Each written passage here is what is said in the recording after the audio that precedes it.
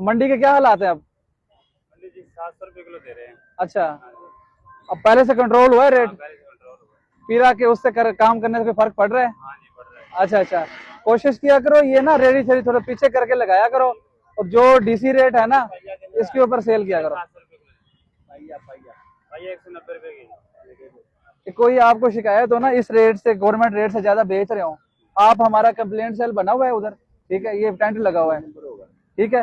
Phone number यहाँ नहीं होता, ये डीसी की एक तरफ से ना रेट लिस्ट निकलती है, हमारा बंदा उधर बैठा होता है। आप हम कंप्लेंट करें, आपका फौरन से मसला हल किया जाएगा, ठीक है। ये बाकी भी सारे शहरियों को ये दरखास्त है हमारी तरफ से, हम आपकी खिदमत के लिए इधर, ठीक है। ये आप कोई भी मसला हो महंगाई के हवाले से, चाहे किराना स्टोर, बेसन हो गया, चीनी हो गई, दालें हो गई, आपने हमें कंप्लेन करनी है, ठीक है जी। ठीक है, ये लो। हाँ, क्या रेट लिए? अच्छा, 100 रुपए के 5 किलो और मटर?